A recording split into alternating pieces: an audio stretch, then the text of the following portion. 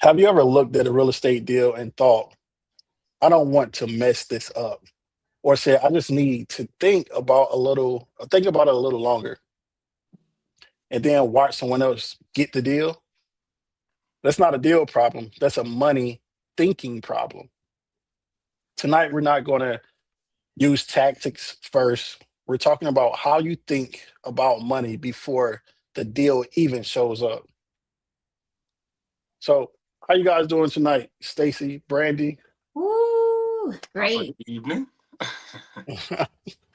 I know you have some birthday had some birthdays this week. Stacy, it's your birthday today, right? Yes, sir. And You see Brandy, how we're yours both was. wearing black? It's our birthday week. We're both wearing black. I mean, Capricorns. man, I don't know what to tell you. It's We got greatness in the building. Well, I'm a Sagittarius, so that's I feel like that's great. The best. All right, so let's go ahead and get right into it because I have a lot of good questions for you both. You know, you guys both been in the real estate field for a long time. So, Brandy, we're going to open up with you. Brandy, you work with a lot of people early in their real estate journey. So, what's the biggest money mistake you see beginners make before the first deal? I think that the initial mistake in investing in general that beginners make is that they think that their personal finance mistakes won't come into their business finance management or stewardship, right? So, however they manage their personal finances is usually how they're going to manage their business financing, and business financing, and even like project management requires a lot of detail. It we call it like time management in your life. You might be late paying a bill, but you might not pay maybe a late fee or something. But in project management and flipping and real estate investing, holding costs is a huge impact on the total profit bottom line, right? And so you could just diminish your profit by delaying payments or delaying timelines, etc. So I think just people coming into this space and thinking, oh, I don't have to be perfect in managing my personal finances, right? I can just come over here and I'll be better at business finances just because I want to be, just because, right? It's just a magic trick happens tonight, and I change all of my bad financial habits, right? And it's just not true. So I can piggyback corporate term, piggyback off of that what you just said. So Yeah. timelines are very important. So especially being in project management or just in the environment where you have hard deadlines to meet, and Yes. those things are very important. You can see if something goes over a deadline that it's going to be you're not going to go into the negative, but you will start losing money fast because now, if you are working, let's say in software, and you're supposed to meet a deadline, now your users may not be having accessibility quick enough, and then that causes them to go to another platform. Yep. So you're losing money really fast. Absolutely. So So I true. can agree to that.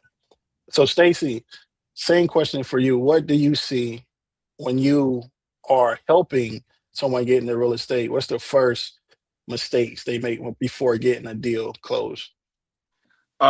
Really, is she hit the nail on the head. When it comes to real estate, people look at it as early on. They look at it as a fix for their finances versus I need to learn finances. I need to learn economics.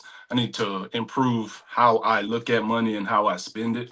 Hmm. Um, before getting into it versus thinking that a good flip or a good deal is going to solve your problems.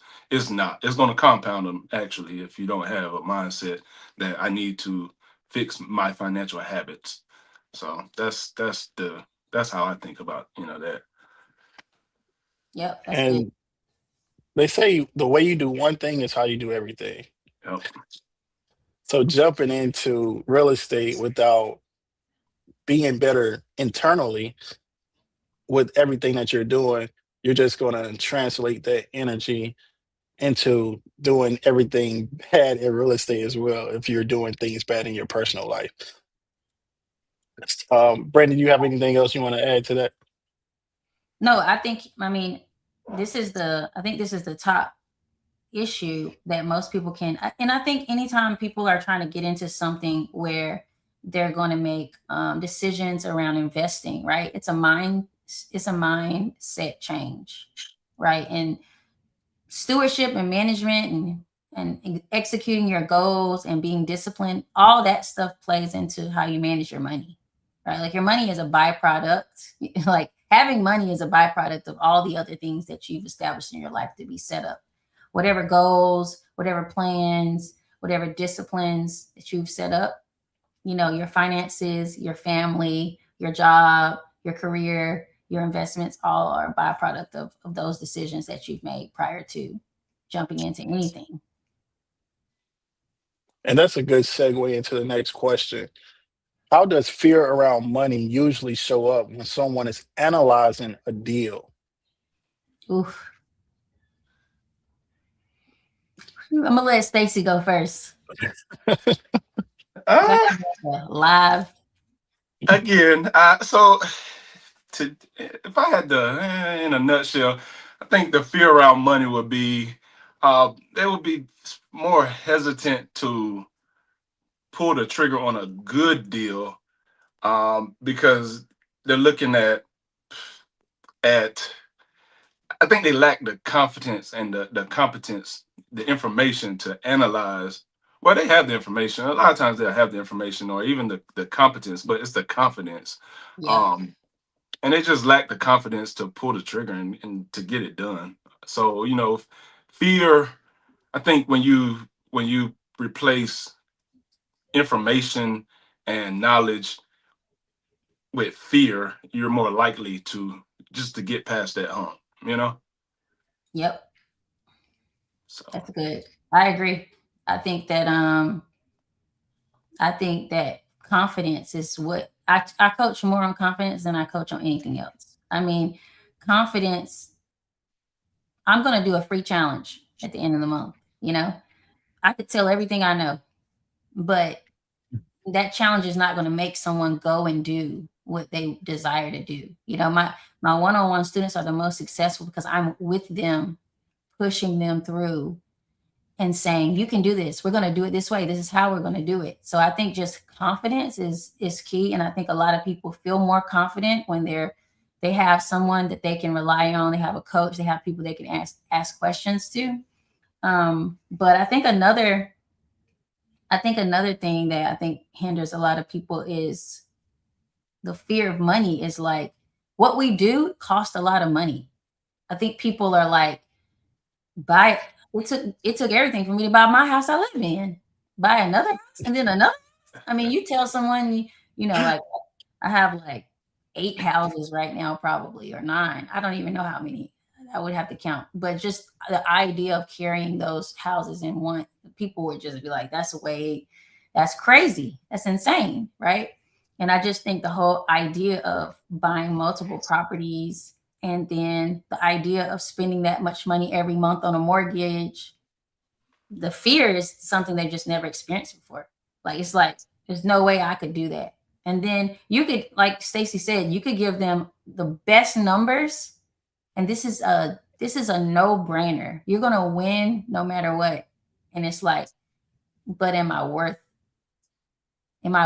of that thing? Am I worthy of that good thing that you're telling me about? Like, am I worthy of being out of this circumstance? Like, do I even deserve to be in a better place? I want to be there. But when I see the other people that are there, I don't feel like I'm like those people. I think that's a big hindrance. And I think it's all about the company you keep as well. I was just having a conversation with my wife yesterday about negative people draining your spirit just because they feel like it's impossible. That puts self-doubt in you. Mm-hmm. If you let too many people tell you like, oh, you're crazy to even be thinking about buying something like that or trying to get into that. But it's just their fear of failure.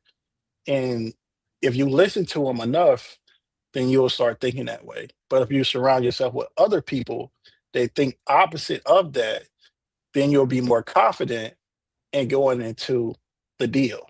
Yep. And My coaching is a little different. I implement systems in every aspect of life and business and things like that. And what I've seen is people need to be managed. That's Yes. why it's one-on-ones that work better for your students because you're there to kind of give them confidence and help them execute. Yeah. Just like me, like I like building out roadmaps. Stacy will tell you I build a lot of roadmaps and send a lot of information because when you don't have a vision of where you're going, you're just wondering. Yep. Yeah. So I get off my soapbox. I just It's it's true. I'll add one more thing to that: repetition. Like repetition with running the numbers and just analyzing, going through the MLS or your distro list that you're getting from your wholesalers and just running those numbers, just repeatedly running them. And after a while, the numbers will start to speak for themselves. It's one of those, okay, on this one, the numbers were this. This is looks way better. So I think after seeing that so many times and seeing those numbers so many times, eventually you'll get the confidence to say, okay, well, if the numbers were not in my favor on this deal, it probably was a bad deal. This is actually a very good deal compared to that one. So that repetition will help build Yeah, confidence. I agree. That's so true. and that spawned another thought. This is not on my question list, but can bad deals help you progress? You Like, mean no, no, no, no. I'm just Analyzing bad deals, yes. Closing, executing, no, no, no, no. I'm not even gonna try to make that pretty. okay. It Bad just deal, where's that? They just don't do it. Now, I mean, it not ever happening is impossible, right? So I tell all my students, there are going to be times when the outcome was not what you expected, but it only is a loss when you didn't learn anything. Right. If you didn't learn anything, then you paid for nothing. Right. So you are in a deficit. You didn't learn, and now you can't prevent yourself from repeating it. So that's the biggest L you can take. Yeah. so that's a we could get into that more, but I have another question that aligns with like the mental shift. So what mental shift has to happen before someone is actually ready to invest for the first time? I mean, that's a tough question for me. I guess someone definitely needs to understand what's happening in the process of flipping or buying or developing. I think that there are stages of understanding though. There are different types of knowledge, but all of the things come together, right? So like what me and Stacy do, they're very similar, right? And you could take different directions and have a different result, right? So you could build a new home, or you could remodel a home, or you could buy land and develop the land. So there's different things you can produce from the knowledge of understanding real estate. And I think that foundation is what people need first. So just understanding real estate, and then becoming familiar with what exit strategy are you interested in even being involved with. Yep. Hey Stacey, I see you nodded your head over there. What you got? Absolutely, absolutely. Instant gratification. That's the mindset that has to shift. Yeah. That's is nothing. There are some deals. There's some strategies that you can move pretty fast and put significant funds in the bank account. But overall, for longevity in the game, you gotta just shift your mind from instant gratification because it will disappoint you at how slow, even though to someone who's been doing it for a while, it was timely or it took the time it should. But to someone who's new to it and um, watch HGTV too much, they're looking at that instant. They're looking for instant gratification. They're looking for the plumber to come in and get everything done in 8 hours. They're looking for the framers to get everything done in 8 hours. They're looking for the electrician. They're looking at the realtor. They're looking at everybody involved from start to finish to get things done real fast. Mm-hmm. And it just doesn't happen like that. So you just got to shift your mind from wanting things instantly to slowing down and just being due diligence, just paying attention to every single step and developing a system for those things that you just have no control over. You know. And Brandy, I think I've heard you say before journaling, like journaling your process on your way to your first deal or even every deal really. And then I think writing things down and putting things down into either a notepad or in a spreadsheet or Microsoft Word, whatever the case may be, if you are writing these things down, you can always refer back and you can read over them after that deal, and then it'll start coming naturally. That's Yep. how that's what I believe anyway. Um, but yeah, Brittany, you have anything to say? Because I feel like you wanted to say something earlier, but I No, think I I was just cut you gonna. off. No, you're good. I was just gonna add journaling. I think that most professional, like doctors, attorneys, when they go to like high level PhDs, they always encourage them to journal. And one tip from me that I learned is that I journaled a lot when I started because I didn't know anything. I was always trying to track what I was doing, and I wanted to use that as an example the next time. The next time when after I had done so many flips, I didn't journal as much. Like I had like spreadsheets and all this stuff because I was managing multiple flips. But what I noticed was I spent more money on the projects because I wasn't journaling. And the journaling process for me was like a time when I just said, what am I buying? And what do I want to spend? And what do I want to profit?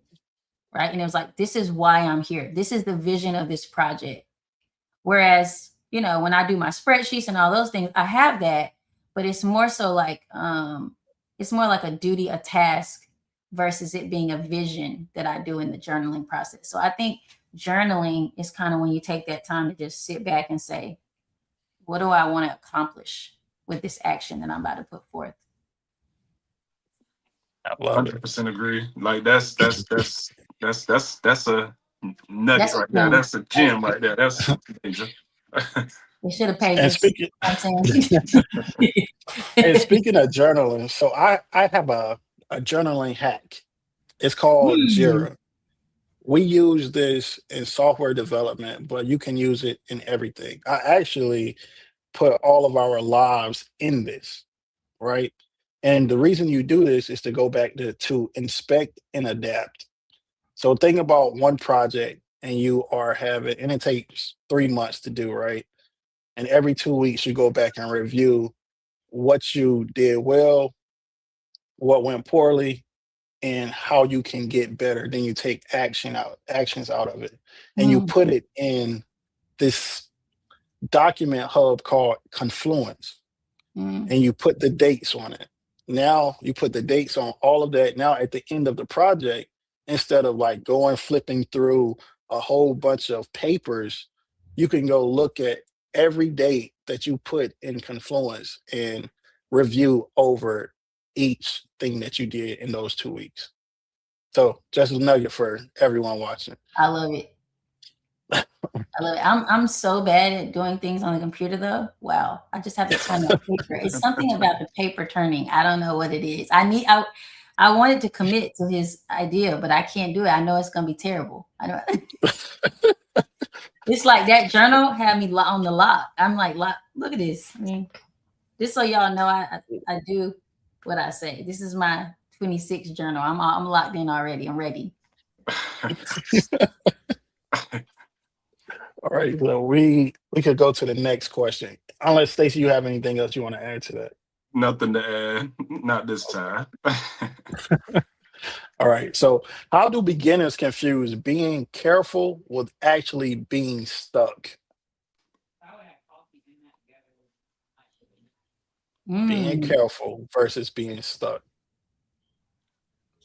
When we take that one, I got you yeah, on that one. go for it. Being stuck. So this is something I heard in my youth, but then I heard it reiterated early on in the army. Is sometimes it's best just to do something. You know, maybe that being stuck is you're making no decisions. You're not even evaluating. You're not digging into the numbers. You're not going on site. You're just kind of just thinking about it. You're stuck versus making a decision, making a hard decision and living with it. I mean, I'm not saying go buy the house or buy the property, but like at least get the ball rolling in one direction or another. If you're leaning towards buying it, well, get the ball rolling on talking to your lenders, your contractors before you even go under contract with it. If you're leaning towards not buying, well, why are you leaning towards not buying? Is it too high? If the price is too high, hey, start negotiating. Yeah. So it's just doing if there's the goal is to if you identify a potential project is to figure out how to get to a yes. That's how I think about it. Is how can I get to a yes? And as I hit those roadblocks, is what do I need to do to remove that no and get to a yes? So just making action one way or another. It's a good deal or it's not a good deal. But you know what? I'm gonna try to make the seller make it a good deal for me. Mm-hmm. You want 400? I give you 250. I got 250 right now, hot and ready. Hey, let's go. Yes or no? Take action. All right, Brandy, let's go back to you. I think that I can say a lot of things. I think people stall. Well, we said this earlier too. It's a good deal. You've done the numbers. We've told you what the numbers are. We've trained you. We've coached you. Confidence can make people stall and stop because they just don't believe that they can carry it out. You know what I'm saying? Which also gets people into a position of being stuck. And I mean, we talked about it when we started. Mindset is like the biggest hurdle. I mean, when people see other people in different places, it's because their mind has shifted. I mean, like every single one of us could go down to like $1,000 next week. But there's so much in our mind, and there's so many people that we know that we're connected with. Like our relationships, our networking, like we would just go make more. I mean, we would just make the money again. Right? It's like we have so many tools now that we can use to make the money again. So it's not about how much money you have. It's about what you know, and are you willing to do what you know to make more money or to get you to where you want to be. There's no way there's no way at this point I could. If I had $5, I would make money. I'm not going to hold you. I would borrow money from people and then keep going the same way. I would do it again. I would repeat it. Yeah, and that $5, because you can go buy, like, you have to be creative about what you have, Yes. right? Yes. I think a lot of people don't have that creativity and they just want to give up because you have in your brain that you have already given up on multiple things. So that compounds. But if Mm-hmm. you have fought through multiple things and came out on the other side, you're like, oh, this ain't nothing. I'm gonna just figure this out. Yep. I got this. So let me go buy some pens. Let me buy a whole bunch of pens for $5 and sell them Yep. all for $1. Yep. And then we know because we don't want instant gratification that money is going to compound. And then I'm going to buy more pens or move to the next thing to buy. Yep. I used to joke with one of my friends all the time. I said, drug dealers have the most success because they came literally from the bottom up, and then they had to learn marketing. They had to learn so much. Yep. But the problem with drug dealers, they get complacent and staying in that same spot. And that's why they go to jail. Yep. So I'm not telling anybody to sell drugs. I'm just saying that's what I've learned from knowing, the way that drug dealers move and how they are successful in that field. But that field is just like any other field that you have to step in. I mean, think about the people that they're selling to, right? They're selling to people that are sick, right? And those people that are sick have to wake up every day and figure out how they're going to go back and buy more drugs to be able to survive, right? They have no money. They do everything in their power to figure out how to find something to sell, anything. And then they convince people to buy stuff that they found, right? So it's literally sales. Like if someone with nothing, no clothes, no food, they don't eat all day just to figure out how to continue to sell to get what they want. They have a goal in mind every day. When they wake up, they have a goal in mind and they reach their goal every day. Every day they reach their goal. Now I'm telling you, you're going to tell me these people have more than you have in your healthy strength body? There's no way. That's valid. Very valid. There's no way. That's a mind shift, right? Their mind has been altered, right? So That's now right. you need to take a healthy mind shift and change your mind and wrap it around what you want for the end of that day or the end of that week or the end of that year, right? Take I'm gonna say advantage. this one last thing. I'm gonna say this one last thing before we move to the next question. Whatever you want, whatever you want, you'll find a way to get it. If you don't find a way to get it, you just don't want it. That's it. That's facts. So let's go to the next question. What would you say to someone who keeps saying, I just don't want to lose money? Stacy, let's go to you first, and then Brandy, let's go back to you. My initial thoughts, I'm gonna say, I'll be wrong. My initial thoughts was, well, then just let's don't talk too much about this. Then, I get tired of having conversations and just be going nowhere. Oh, What we yeah. gonna do, you know?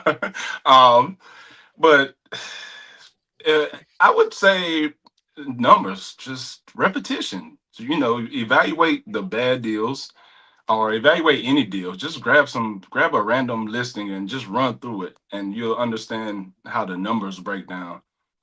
Do this. This is something that I've done, and I've done. I did it early on, and I still do it to this day. I keep a running log of deals that I thought were pretty good, but I passed up on them.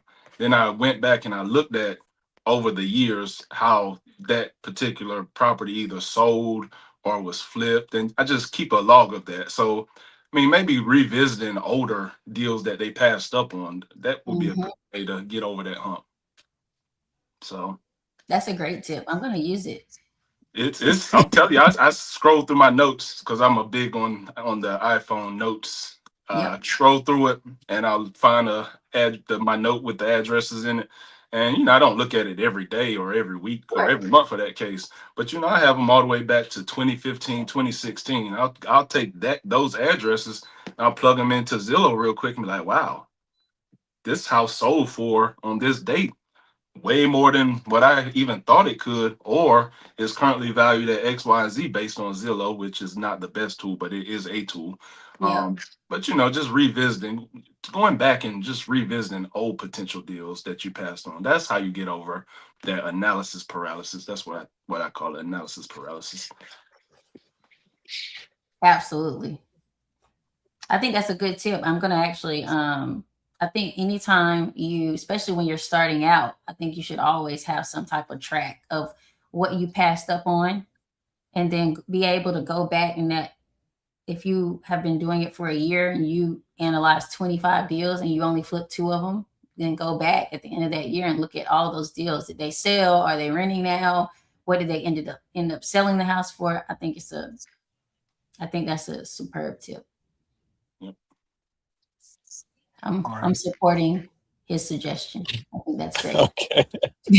So I know we're coming into the power hour of Stacy, so I want to get some long term investment tips since he is into Yes. long term holding. So Stacy, you approach real estate with a long term lens. So you're always thinking of, can I don't even think that you say how long can I hold. You just say I'm going to hold this property. You probably hold all your properties until you die. 1.5 But years is is the goal. I can't say all, but majority. so how do long-term investors think about money differently than beginners? The biggest thing is looking at money as a tool. Everybody I know that thinks long term investing is strictly a tool. It's a tool to get to an objective, not a tool to just use from day to day. So for instance, when I look at a certain amount of money, I say, okay, this money over the course of a few years or however long it could reasonably be spent on a day to day basis. I look at, okay, I could buy this instead. I could buy an asset instead that will replace the same exact need on a day to day, month to month, year to year. It's really strictly looking at money as an asset to improve your long-term quality of life versus a tool to buy McDonald's today, in a nutshell. So that's the key, is just being able to really look at it as an asset and a tool, and then understanding the real estate cycle too, because that matters. Everybody knows well, not everybody, but those who's been around long enough or has studied enough knows there's a cycle. You might buy when it's up, and if you're not looking long term, it's going to drop. Like, there's no doubt about it. Real estate is going to go down somewhat. Over the market values will go down at some point. But if you're looking at it as a tool, you're saying to yourself, okay, if and when it goes down, how can I still utilize it? Like, how will it still be beneficial to everything else I have going on? Like, it's literally a part of a bigger system. Like, your money should be a part of a bigger system of assets, and not just money to spend, if that makes sense. Gotcha, gotcha. And Brandy, I know that you coach flipping, but you are also hold your properties long term as well. Yeah. So, how do you feel about long term investors versus beginner investors and how they think about money? I think that when you're starting, you're trying to figure out how much cash you can get your hands on. It's just like, I could buy a house with no money, but then I wouldn't have any money. When I keep it, then I'm gonna make $100 a month. What am I gonna do with $100 a month or $200 a month, whatever, right? And then they're like, that can't pay for anything. So then I have a house with $100 a month and I didn't get any money out of it. They're not thinking about that house may have $100,000 of equity, right? With $100,000 of equity, now you can go take $50,000 of equity out and flip at the expense of your renter, right? Another house to make another fee. So if you don't understand how this market works, how real estate works, and how to leverage credit, leverage assets, leverage equity, then you're not going to see the long-term goal anyway, right? I'm literally buying properties and keeping them just so that I can build a portfolio that can profit $1 million or more. And then I'm going to sell the whole thing. I'm not in Stacy's game. I'm not. I have one. Build it to $1 Same million, game. sell it. Same I didn't game, know you. different exit I didn't know strategy. you were going to release yours or not. I'm just saying. I am not attached to mine. Same game, different exit strategy. Okay. Okay. All right. That So I mean, but that's everything must the go. way. That's definitely the play, is right, to build a portfolio to have more money there for sure. Strictly a tool to get to a bigger picture. That's Exactly. all. Faster too. That's what Yep. I don't think people take it. I don't think people understand how quickly you can get there Yep. with that. It might not be up front, but you can get to $1 million liquid much faster than you thought you could. Real fast. Yep. All right, so let's go to the next question. Why is chasing quick returns so dangerous in real estate? That's me. So, when you start chasing quick returns, you just neglect the reality of it. The reality is real estate has a level of volatility. The reality is those those numbers that you put on paper, those are subject to change at the drop of a dime. So if you start chasing quick returns, um, then you're going to overlook the the uh, the big picture, or you're going to overlook the fact that you can lose. Mhm. So just building in those margins and not being caught looking at how much cash can I make real fast Yeah. versus is it a solid deal? Does the numbers make sense? Are the margins there? What is my secondary exit strategy? So here's the other part too. I love the buy and hold, but I always have another exit strategy because life happens real quick. Finances can shift at the drop of a dime. Things happen. Like life just happens. So those exit strategies, if you're looking strictly at, I'm going to make a lot of money on a quick flip, but you're not looking at the fact that okay, if the market shifts real fast on me, can I hold this and still be profitable for the long term? So Mhm. it's looking at the big picture and understanding that this isn't it's not a for sure thing. There's a level of speculation. I'm not saying that it's not as speculative as cryptocurrency, but there is a level of speculation. That's with investing in general. I don't care what you're investing in. If you're investing in gold, silver, stocks, crypto, it's all a level of speculation. So if you get caught up in seeing looking at your now and not the bigger picture. Permit delays that cost the holding costs accumulate real fast when you have those interest only hard money loans. You'll find yourself in a bad situation if you didn't think about an exit strategy due to the market shifting and you can't sell. So you can't look at instant gratification. You got to get that. You got to shift that whole mindset of quickness because it's not going to happen, or it can happen. Let me backtrack. It can happen. I've seen it happen. I've seen some wholesalers make a lot of money real fast. But if you can't, what is my next exit strategy? Mhm. So plan for failure, plan for success, but have a backup plan just in case. You know. Over to you, Brandy. And B is important. Reiterate the exact question. Okay. So, how do you? Okay, that's the next question. Sorry. So, why is chasing quick returns Quick so return. dangerous in ropes? Yeah. Okay, I feel like what I've experienced from coaching, and I just like to talk about that because that's the beginner, right? Someone that is coming in just like everyone watching. I think what happens is people make decisions based on what they want, and they don't make decisions based on facts, Yep. Fair. right? So it's like, and if quick return is what you want for your needs, then it makes the decision more based on desperation. And when you're desperate, you can perceive things incorrectly, right? When you're desperate, a deal might be too tight, but you'll be like, I can make it work, right? And now you're putting hope in yourself to make something that doesn't mathematically make sense work, right? Mhm. Because you need cash. It's like, I need to get this money turned over right now. I need to do it by June, but you may not find a house that quickly, right? So I think sometimes when people want quick returns, they're looking at success is me doing it really fast.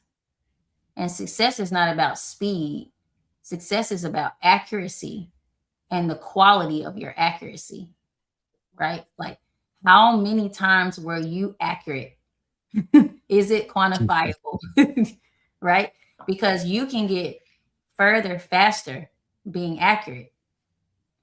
You can make a ton of mistakes and you can get to the same place the other person. It's like the tortoise and the hare, right? Mhm. You can have a lot of bumps in the road trying to go fast, or you can just take your time and have less bumps in the road and get there faster. And so I think that's what happens when people want to do something, when they're focused on having a quick return. Just they have desperation, they have the wrong mindset. And something triggered in my mind when you were speaking, and Stacy, you as well. Markets shifting. A lot of people. buy at the wrong time because they are desperate. And I'm not just saying this in real estate, I'm saying this in the stock market as well. And it triggered while you were speaking, Brandy, but it also triggered when Stacy said something about crypto. Yep. So people are scared to buy at discounted prices, but they are so quick to buy when things are more expensive because they want that instant, like, oh, it's going to keep going up. But that doesn't even make sense mathematically. Like it has already went up so much, but you don't have the patience to wait for it to come down to get it at a discount price.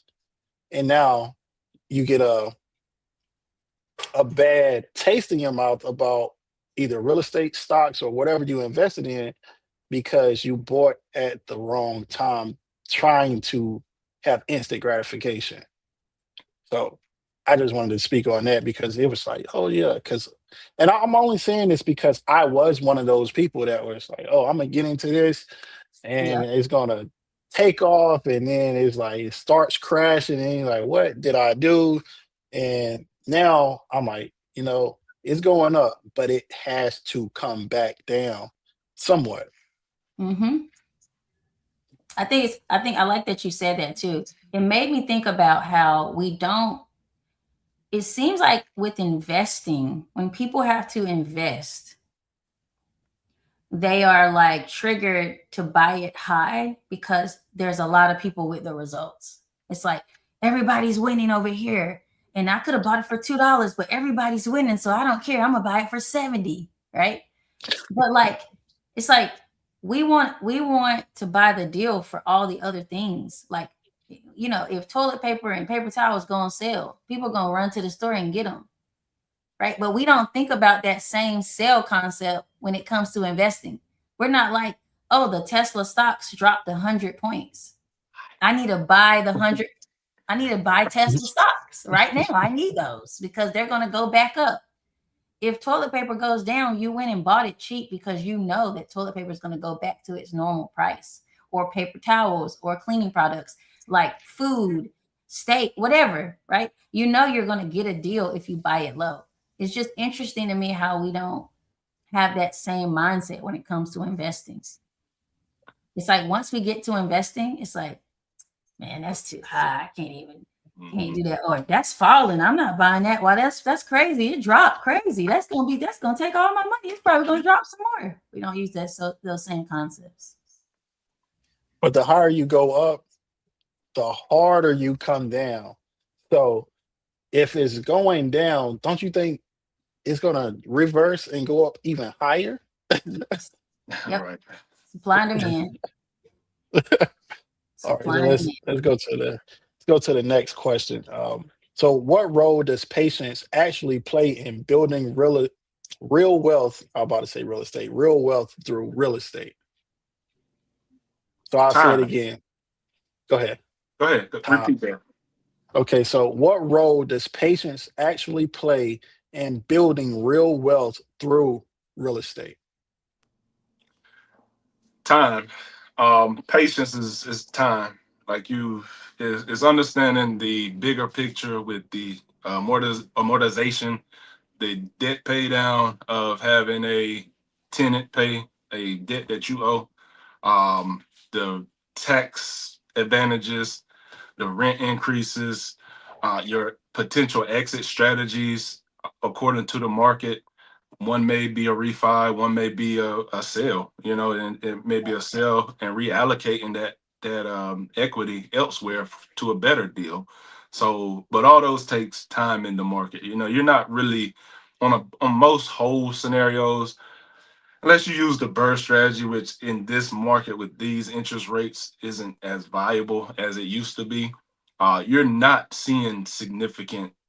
Let me backtrack. If you're good at finding deals, you have a skill set such as a wholesaler, you can still see great numbers up front. But Mhm. the average person or the average investor, the average younger, newer to the game investor, you're looking at finding deals that you need to anticipate a 3 to 5 year hold time before you really start to see something of significance. So Mm-hmm.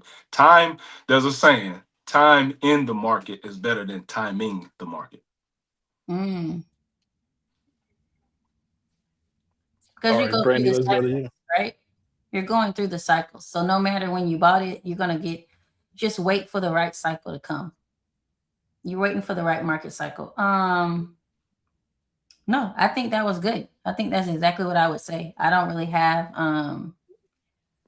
patience is I think patience is really going to play into what I kind of said on the previous question, right? It's like you're not going to be rushed, right? You're not going to be desperate, and you're going to use the proper calculation and the proper perception and the proper analyzing the deal to be able to get the right success from it.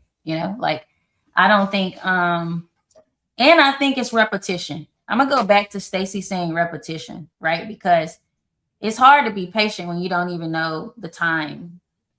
Like you don't know how long the time frames. You don't know how long something takes to find a deal. You don't know how long the deal takes. You don't even know you're being patient, or you're being anxious.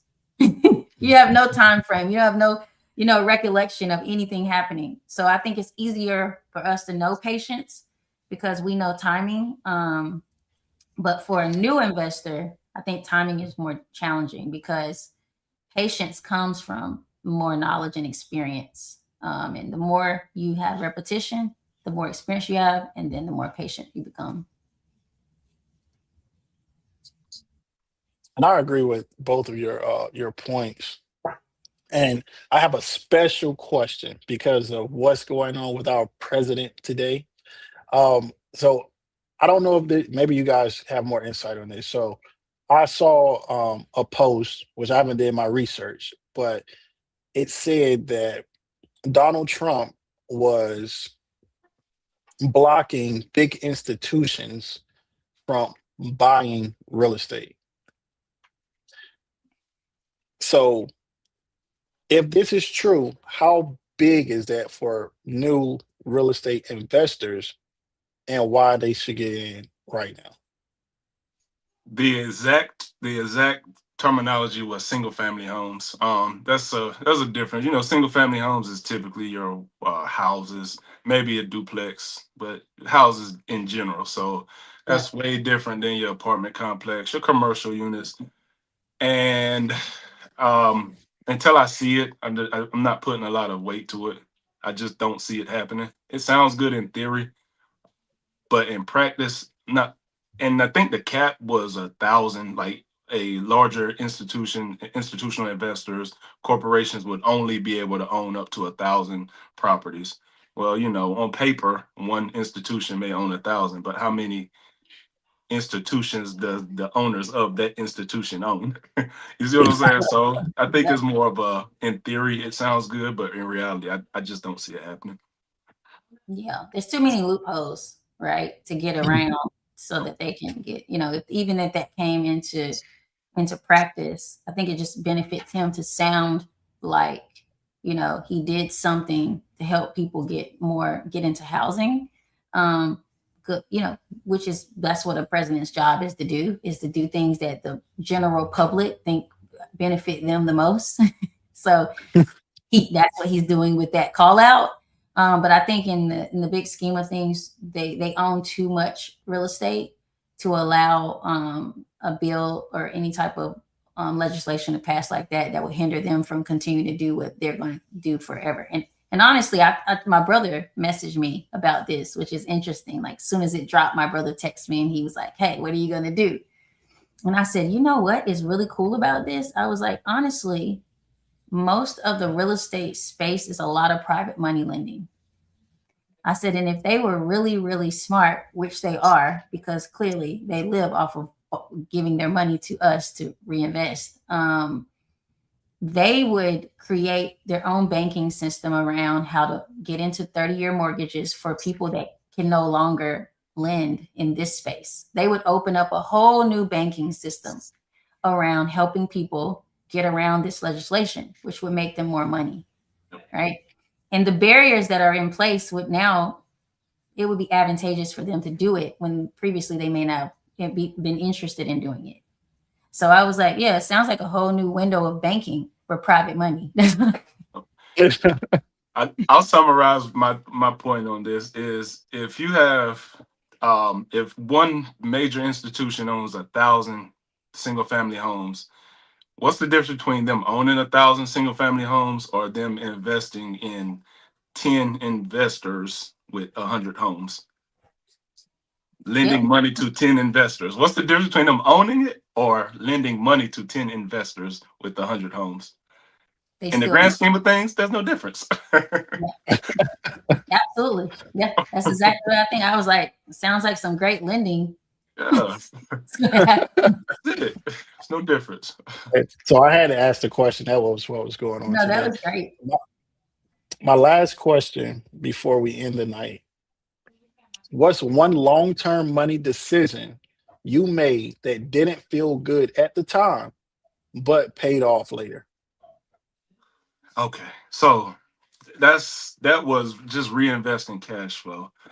When you have decent or pretty good cash flowing business assets, and you see money coming in and you can do things with it, it's like, oh wow, I wanted to do this my whole life. I wanted to buy a new vehicle my entire life. I wanted, it's certain things that you just want to do.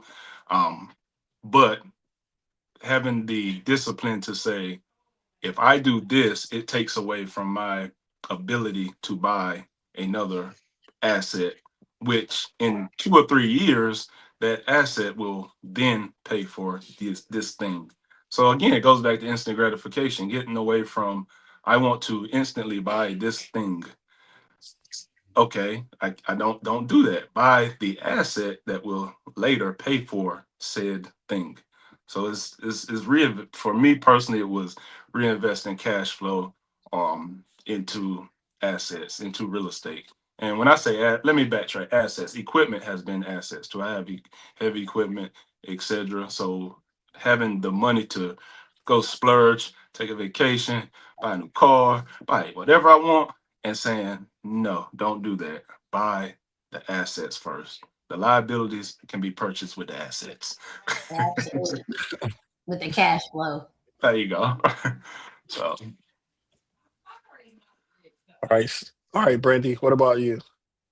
I think that I'm more of a, I think I've done that definitely, using cash flow and using profits from deals, and reinvesting them. I mean, I reinvest literally almost everything. Like I'm not, I'm not crazy liquid because as soon as I'm liquid, I'm going to put it somewhere to work. I'm literally putting it to work. I just have enough to make sure, and my expenses are low because I don't live like a flashy life.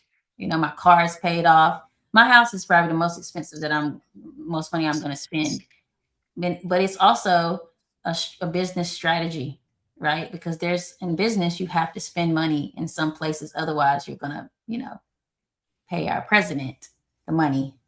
He's doing a lot of renovations, and he doesn't mind paying him the money to finish his renovations.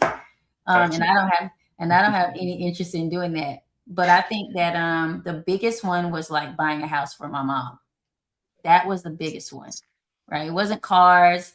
It was none of that stuff. It was like I found a deal at a great price. I could rehab it for a low cost, and I could buy my mom a house. And I was like, okay, now you're making decisions with money that you have that will benefit you and other people. And when your money can overflow to other people, I think that's like the biggest reward. The biggest reward. Because I mean, what are we doing it for, really? At the end of the day, like you're doing it for your family, you're doing it for legacy, you're doing it for your future. Otherwise, we'd just be taking trips and buying cars and buying stuff and buying jewelry, and then what? be a middle. What I like to ask people is, what is your why? Mm-hmm. When you're doing anything, you have to know your why, You have or to. you're not going to continue doing it. I know we're right at time. We got a minute left. So what I'm hearing from both of you is that money problems in real estate usually start before the numbers. They start in how you be and how people think. not Absolutely. before the numbers, how people think. So, is there anything that you guys want to say before we end the call? Brandy, I know you got a challenge coming up. Stacy, I know it's your birthday. So, Brandon, you want to talk about your challenge, and then Stacy, we could end with some closing remarks from you. Okay, cool. Yeah, no, I have a challenge January 26th through the 30th. It is super affordable. You can go to Flip It with Brandy on Instagram, and in my bio, you can go to the link. It's called Flip to Cash. It's going to be an opportunity. I'm going to teach live for a week, and I'm going to teach at lunchtime. So I know everybody has their little 2026 resolutions, and they're going to be eating all their like healthy food at lunch because everybody wants to lose 15 pounds or 20 or 10, right? So while you're eating your salad, come watch me teach you how to change your mind to have an investor's mindset, how to become a better steward of your money, how to learn how to buy properties and find properties and finance them. And I'm just going to give as much juice as I can in the time I have, 5 hours in 1 week. And then I'll give you an opportunity to join my coaching program if you're interested in flipping in real estate. And that's it. Well, I'll be there June. I keep saying June, January 26th through the 30th. I don't know why I want to be in June. It's too cold. Thank you. January 26th through the 30th. Yes. Always, always. Stacey, you have anything you want to put out before we end the call? I know it's your birthday, so I don't want to hold you up from that seafood play. Nah, just I want to double back on this. This thing is a marathon, and really sometimes along the marathon you get it can be boring. It could feel boring. The information can get monotonous. It could get repetitive. But the only way to really learn or be able to run a marathon is you have to just run. You have to run miles and miles, miles and miles and miles. You can sit and read about it, or you could talk about it, but you really have to get out there and beat feet on the pavement to really run the marathon. And that's what real estate is. It's a marathon. All right, thanks, Stacey. So I'll end with this. We are going live every Wednesday at the same time. These lives are public until the week. Uh-oh. So the Skool community is free. I think we have 6 seats left, free seats. So if you do want to join the Skool community and learn about real estate, get in contact with Stacy and Brandy. They're in the Skool community. If you want to learn how to execute in business, fitness, or if you even want to just strengthen your faith, we have that all in the Skool community. So again, join the Skool community and make your life better. Thank you.